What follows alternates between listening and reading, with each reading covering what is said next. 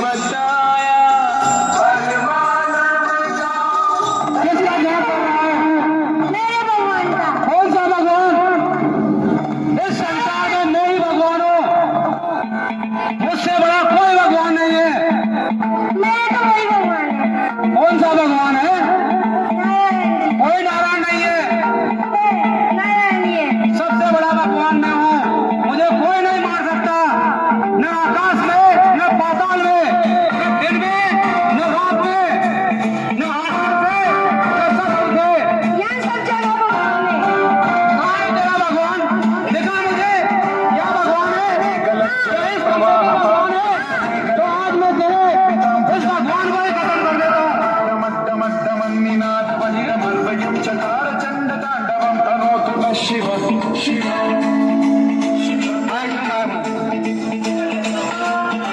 चंडावताः संभ्रम बोले नरसिंह नारायण भगवान की गर्जनवानो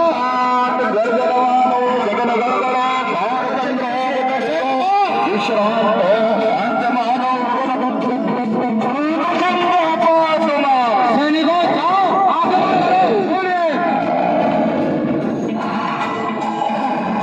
नरसिंह भगवान ने बाहर मारी है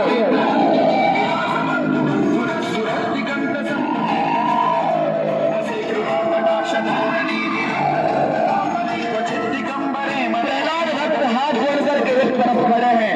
हिरण्यकशिपु ने तोड़ लगाया, अद्भुत रूप देखते हिरण्यकशिपु तोड़ पड़ा है उधर अपने प्राण बचाने के लिए। दूत सामने आए हैं और भगवान नरसिंह नारायण उन दूतों के साथ में खिलवाड़ कर रहे हैं जैसे कोई बच्चा खेलता है।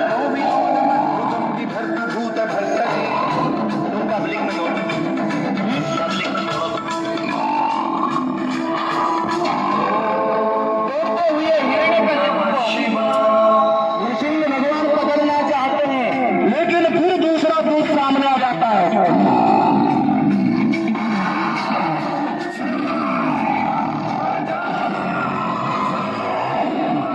नरसिंह भगवान का हर मार रहे हैं।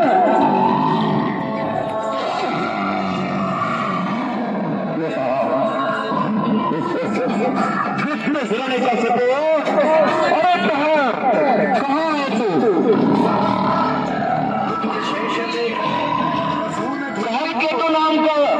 धूमकेतु नाम का सुर सामने आ गया है।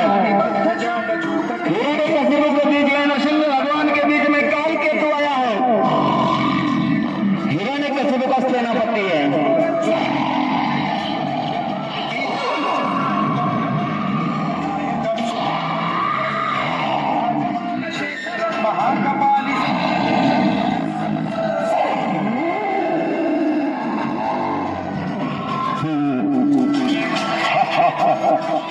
भगवान नरसिंह हाथ करते हैं।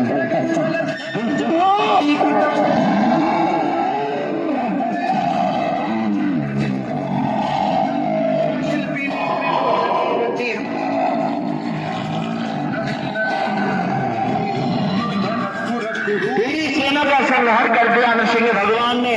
दौड़ते हुए हिरण्यकशिपु के पीछे मत चाल में आराम से जा रहे हैं। जिस प्रकार से डोरियों के बीच में से मदमस्त सिंह का सायक जाता है।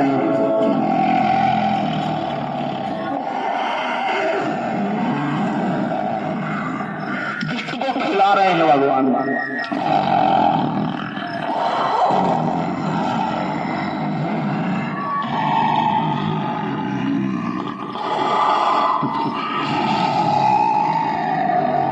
हिरण्यकशिपु महलों से नीचे दौड़ करके जाना चाहता है। भगवान नरसिंह ने पकड़ लिया है। महल की राजमोहरी पर संध्या का समय है, न दिन है न रात है। 12 महीने नहीं है ब्रह्मा के बनाए हुए आज पुरुषोत्तम मास भगवान ने निर्माण कर दिया है। हिरण्यकशिपु ने वरदान मांगा है, नास्त्र से मरूंगा, सत्य से मरूंगा, गीले से नहीं मरूंगा, सूखे से भी नहीं मरूंगा। अरे ब्रह्मा की बनाई हुई किसी सृष्टि के किसी जीव से नहीं मरूंगा, न नर से मरूंगा न सिंह से मरूंगा। तो आज भगवान ने पूरे ही वरदान को पूर्ण रूप से एक साथ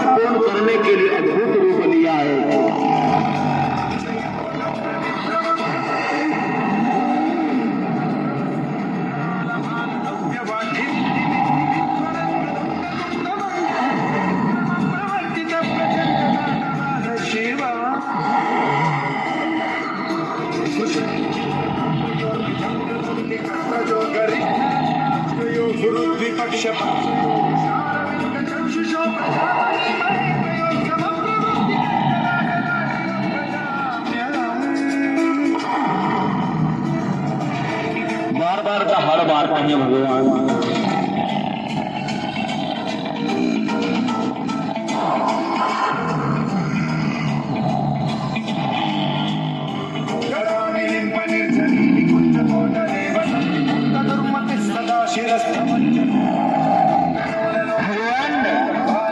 राजमहल की राजपहरे पर गिराया है, लेकिन अभी खिला रहे हैं, बंद नहीं कर रहे।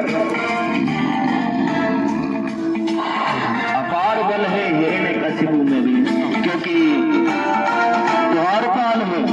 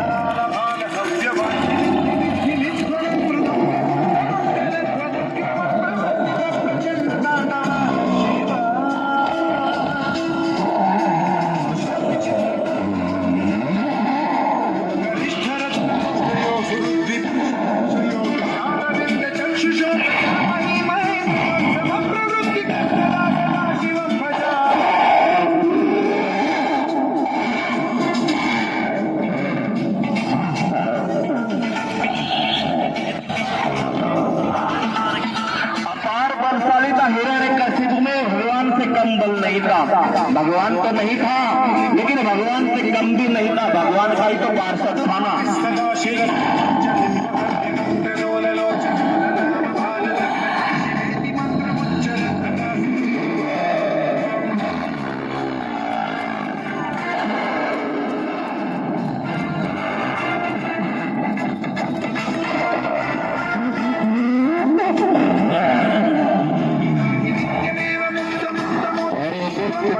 खिला रहा हूँ, इसका मतलब ये मैं तुझे नहीं मार सकता। मैं तुझे परेशान करके तेरे घमंड के चूर्ण करना चाहता हूँ। नहीं पता है तूने मेरा भक्त को।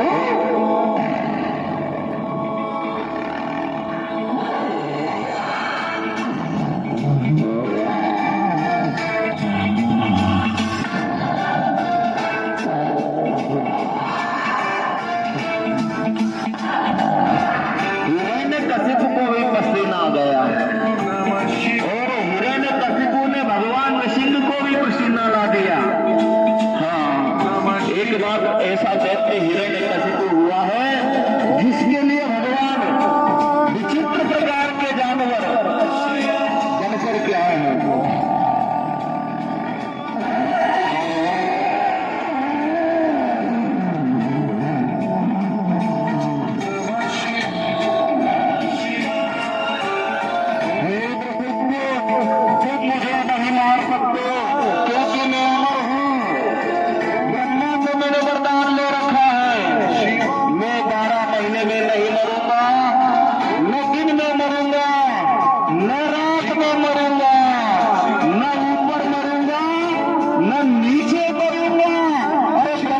सृष्टि में बनाए हुए किसी जीव से नहीं मरूंगा, हीले से भी नहीं मरूंगा।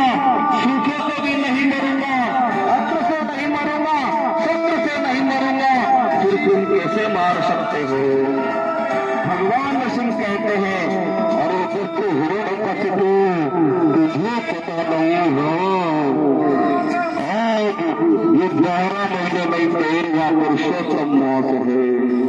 संध्या को कबे हो, राजमहल की रानी पर है, न भीतर है, न बाहर है, न ऊपर है, न नीचे है, मेरी गोद में है, मेरे नाखून में ये न तो गीले हैं, न सूखे हैं, न अस्त्र है, न शस्त्र है।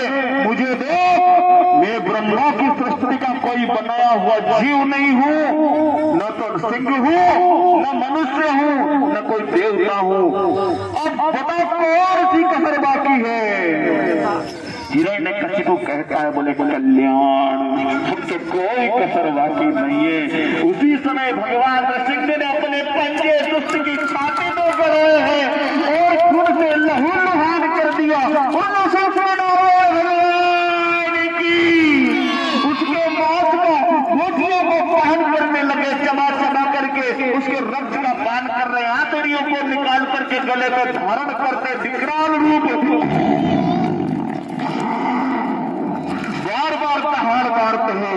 उस वृक्ष को चबा चबा करके, नोच नोच करके, और पूरे राजमहल में रक्त रंजित हो गया और दुष्ट को फिर नीचे पटक दिया। और उसके पश्चात फिर भी जब क्रोध शांत नहीं हुआ तो तांडव करने लगे और त्रिलोकी में हाहाकार मच जाएगी। उसी क्रोध बढ़ता जा रहा है, त्रिलोकी भस्मीभूत हो जाएगी, देवता सब व्याकुल हो गए।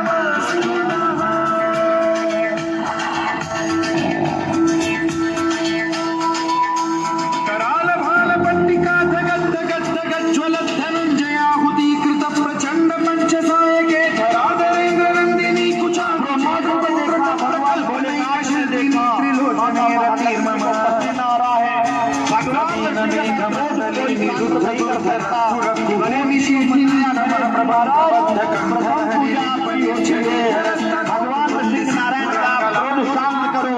मूषक पे बैठ करके गणेश देव जी महाराज आए हैं, लेकिन मूषक की निगाह जैसे गणेश जी से मिली है, गणेश जी सभा में लौट पौट मूषक जी वापस घूम गए और गणेश जी का बैलेंस बिगड़ गया।